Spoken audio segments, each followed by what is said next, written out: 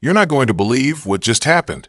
One moment, my disabled brother was peacefully enjoying the morning sun on our front porch, and the next, he was stranded. Literally stranded, because some high and mighty HOA goon decided his wheelchair was cluttering the neighborhood. Yeah, they stole a wheelchair. Not just any wheelchair, but a custom $28,000 titanium-framed, motorized, AI-assisted medical device that my brother needed to survive day-to-day life. Why?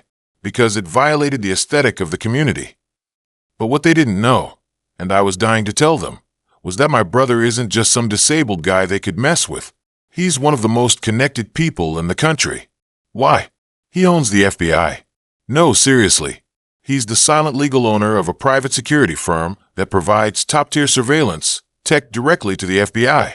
And he's got friends higher up than you or I could ever imagine. But the HOA? Oh, they thought they could bully him like he was helpless. They were about to find out just how wrong they were. It all started on a Wednesday morning. I had just come back from my shift at the hospital and was halfway through a cup of lukewarm coffee when I heard my brother yelling, "Zane, they took my chair." I dropped the mug. Shattered glass flew everywhere, but I didn't care.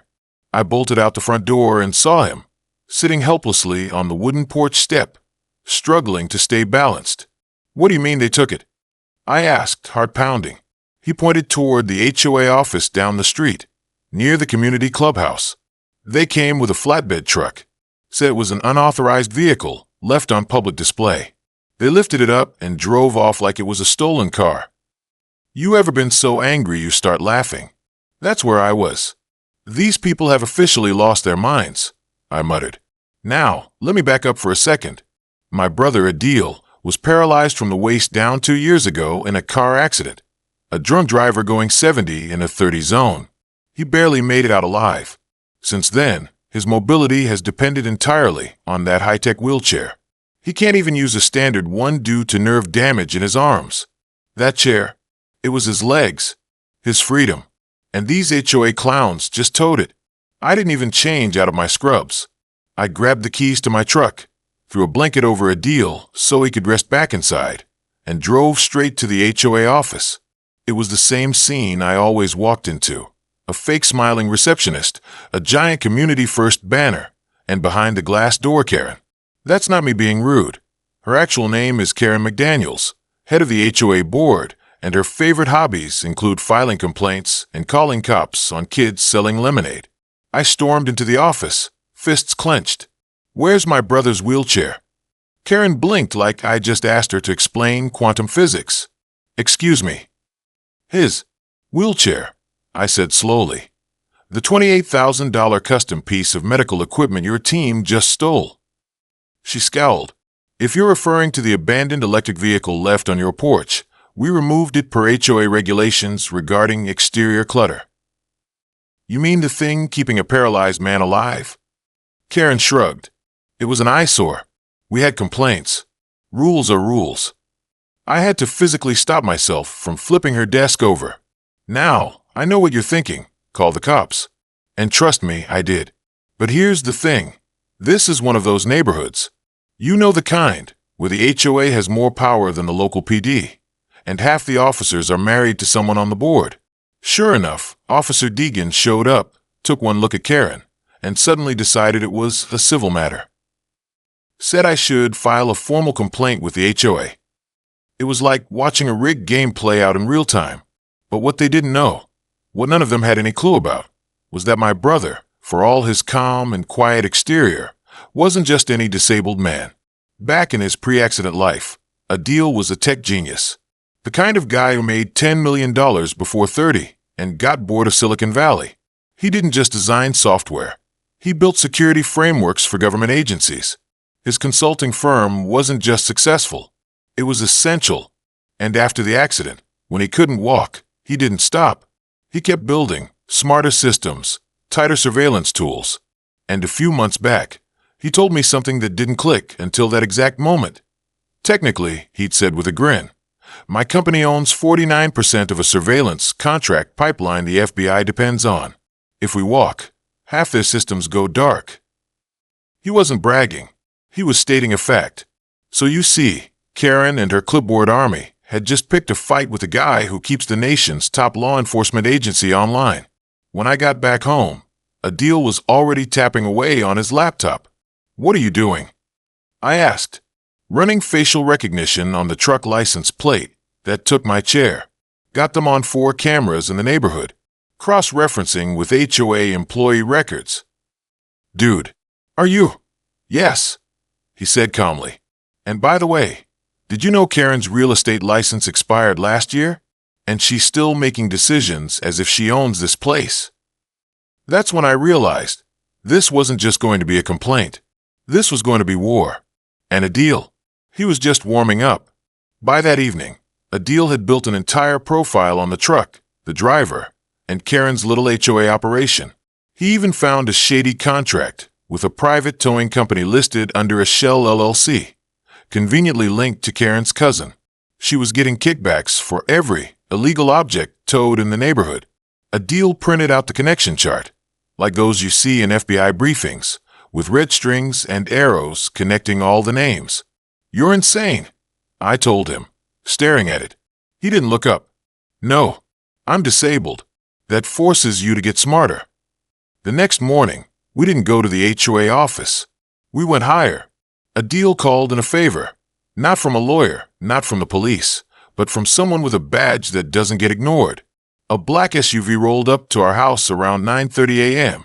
Tinted windows, no plates. Out stepped a man in a suit that screamed, "I can ruin your life," with a clipboard. He didn't say his name, just flashed a federal ID and asked, "Where's the evidence?" Adil handed him a flash drive. Everything.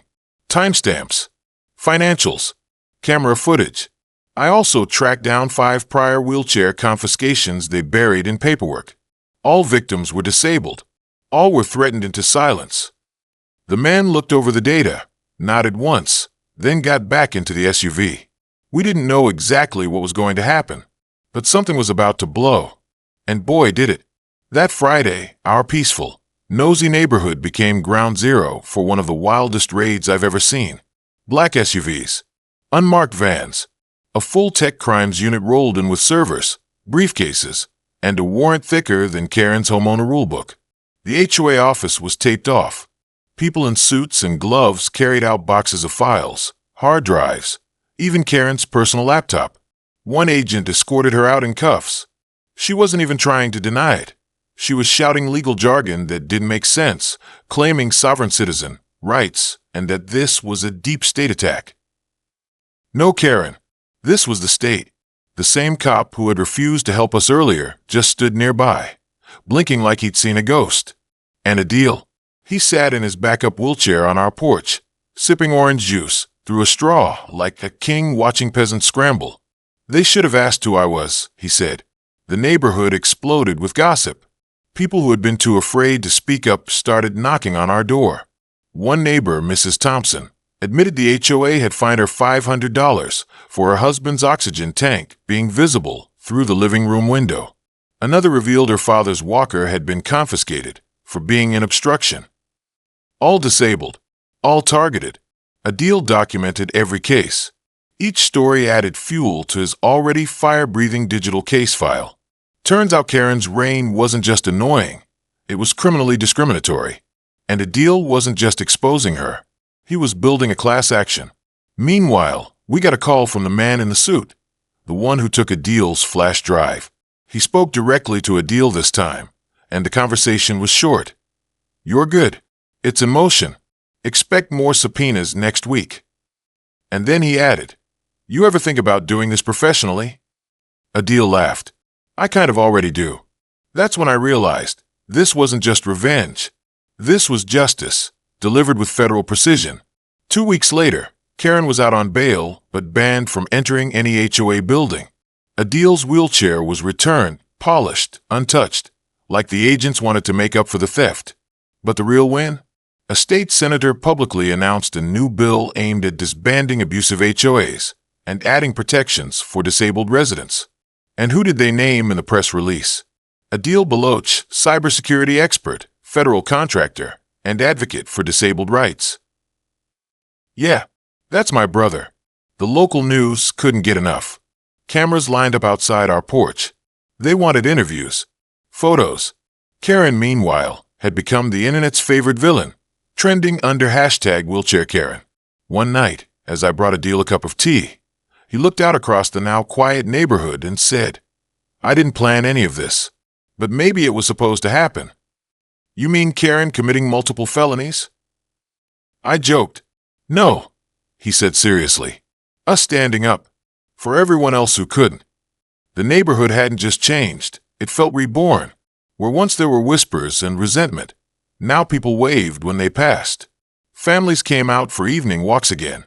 One woman even said she was going to repaint her front door after hiding it behind HOA-approved beige for years. It was like we'd all come out from under a spell. And Adil? He wasn't done. He held a small town hall at the local rec center, and for the first time in years, the seats were full. People listened as he calmly laid out what happened, how easy it was for someone with power to twist rules into a weapon, and how important it was to push back. What got me was when he said, "They saw me in a wheelchair and thought I couldn't fight. They thought quiet meant powerless. But quiet people build networks. Quiet people build proof. And when it's time, quiet people bring the whole thing down." Applause broke out like thunder. Even the mayor was there, clapping like his hands were on fire. After that, Adil started getting offers, security panels, policy advisory, disability rights committees. He turned most of them down. He said he didn't want to be a face on a brochure. He just wanted to make sure no one else's wheelchair ever got stolen again. It was humbling, honestly, watching my brother, who once couldn't even speak after his accident, stand tall in the only way he could now, by making others feel safe. A few nights later, we were on the porch again. Same steps, same view. Except this time, there was a kind of peace. "You ever gonna let it go?" I asked. Adil smiled, eyes on the stars. "I already have. I just needed them to know who they were messing with first." We laughed. It felt good. It felt real. And if there's one thing we learned from this madness, it's this. Don't mess with the quiet ones. And definitely don't mess with the one who owns the FBI. If you enjoyed this story, hit that like button and make sure to subscribe for more wild real-life takedowns. Trust me, there's always another Karen waiting just around the corner.